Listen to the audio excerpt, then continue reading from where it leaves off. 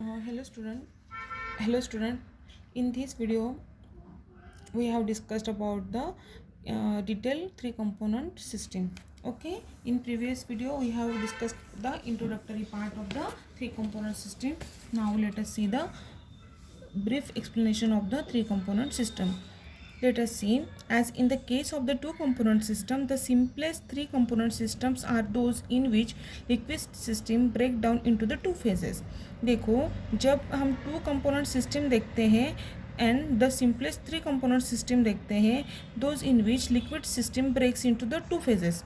जो liquid system रहती है वो दो फेजेस में ब्रेक होते हैं. The system for example CH3COH, CHCl3 and water, ये क्या है? थ्री कंपोनेंट सिस्टम है. ठीक है, टू कंपोनेंट सिस्टम रही या थ्री कंपोनेंट सिस्टम भी रही तो भी क्या होगा, जो लिक्विड सिस्टम रहेंगी वो क्या होंगी? ब्रेक हो जाएंगी. ठीक है, in such cases over a certain temperature range. ये कब होगा? सर्टन टेम्परेचर रेंज पे होगा. Two phases region occur in a system with relatively low amounts of acetic acid. देखो, जब टू फेज रीजन रहेगा सिस्टम में, low amount of acetic acid रहेगा. CH3COOH मतलब क्या है? एसिटिक एसिड है. देखो, ये फिगर में आपको फिगर 28 में दिया है. The three component system consisting of acetic acid, chloroform and water. एक तो एसिटिक एसिड रहेंगी, that is CH3COOH, CHCl3 that is chloroform and H2O that is the water. Okay, and the three phase system is plotted on the triangular graph. Okay, अब हमने introductory part में देखा है. तो देखो, इसमें क्या कह रहे हैं कि here shown that the tie line through the two phase region joining the composition of two phases that are in the equilibrium. ये टाई लाइन है. ठीक है, ये ट्रायंगुलर ग्राफ है, ये टाई लाइन है.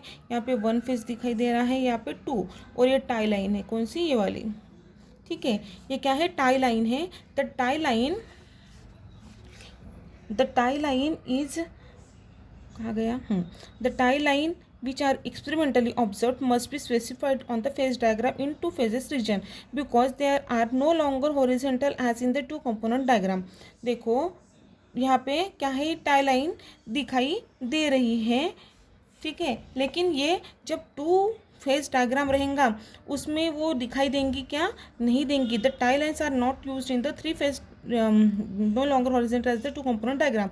The tie line are not used in the three phase region. Thus the total composition corresponding to a point in a two phase region gives the two phases. जब two phase दो phase रहेंगे तो उसमें कितने देंगे? Two phases ही रहेंगे. Reason में दो फेजेस ही रहेंगे. One of the composition B and other composition is the C. एक तो बी रहेगा या सी रहेगा. ठीक है, a unique point on the two phase boundary is shown by the D. The unique point means this one. This point is shows by the D. This point is called as the isothermal critical point or the plate point. ये point को क्या बोलेंगे हम? एक तो isothermal critical point बोलेंगे और the plate point कहेंगे. देखो, ये क्या है? यहाँ पे ये टू टाई लाइन है जो A और बी के बीच में आई है. ठीक है, और यहाँ पे डी पॉइंट पे एक हमें क्या मिल रहा है? हमें एक मिल रहा है यूनिक पॉइंट मिल रहा है. ठीक है, this point is called as the isothermocritical point और the plate point. The similar to the critical solution temperature और द कॉन्सोलेट टेम्परेचर. जो जैसे हमने टू फेज डायग्राम में एक तो क्रिटिकल टेम्परेचर देखा था, उससे वो क्या रहेगा, और कॉन्सोलेट टेम्परेचर से क्या रहेगा? वो सिमिलर रहेगा. In this sense that the composition of the two phases in the equilibrium become equal at this point. At this point, at the D point, the equilibrium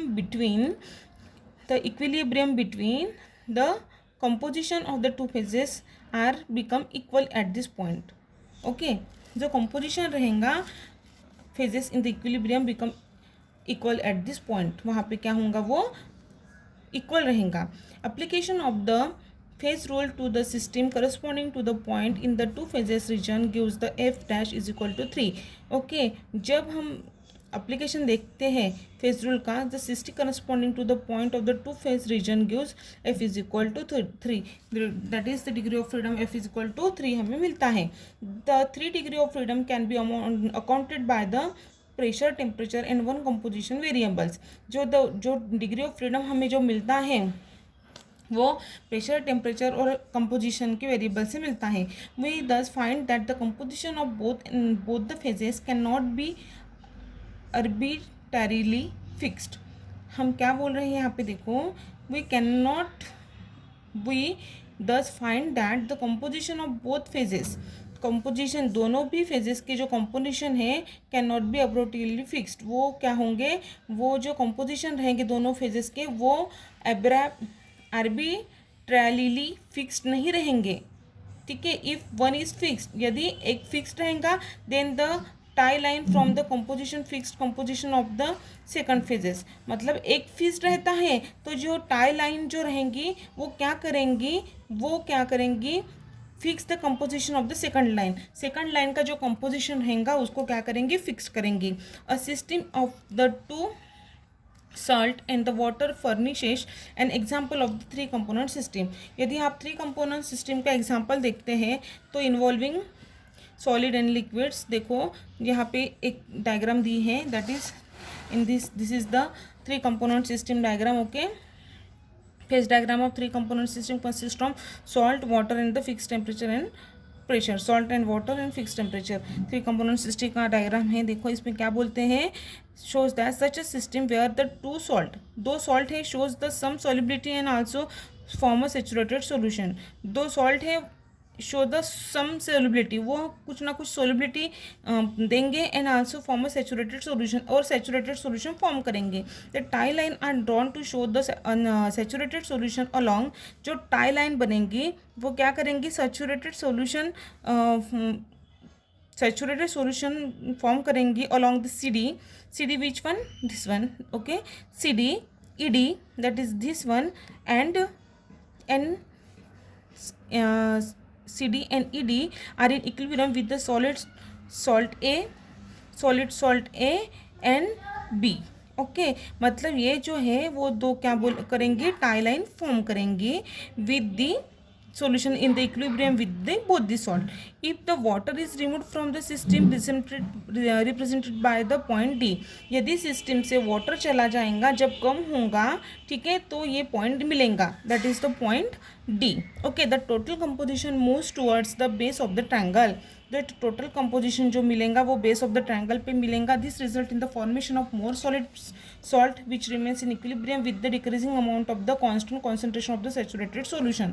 इसका मतलब ये है, ठीक है, कि फॉर्मेशन ऑफ मोर, इसका मतलब ये है कि formation of more solid salts which remain in equilibrium, ठीक है, कब with decreasing amount of the constant concentration of the saturated solution. जब formation of more solid salts, जब मोर सॉलिड सॉल्ट्स फॉर्म होगा तो वो इक्विलिब्रियम में होगा, कब, जब decreasing amount but constant concentration of the saturated solution. एक तो constant amount of saturated solution रहेगा या decreasing amount of the saturated solution रहेगा तब, ठीक है। This is the what the phase diagram of the 3 component system. इसमें salts दिए हैं, saturated salt plus saturated solution plus solid A, okay, फिर saturated solution plus solid B, ठीक है। ये पॉइंट पे tie point that is the D is the tie point. Okay, जब temperature कम होगा या मिसिबिलिटी कम होगी तब हमें ये टाई पॉइंट मिलेगा, और ये टाई पॉइंट जब मिलेगा तब क्या होगा, saturated solution of solid A plus solid B form होगा। This is what about the phase diagram of the 3 component system. It is very simple if you will understand this, the triangular graph of the phase diagram of the 3 component system, you can easily explain the 3 component system. Thank you.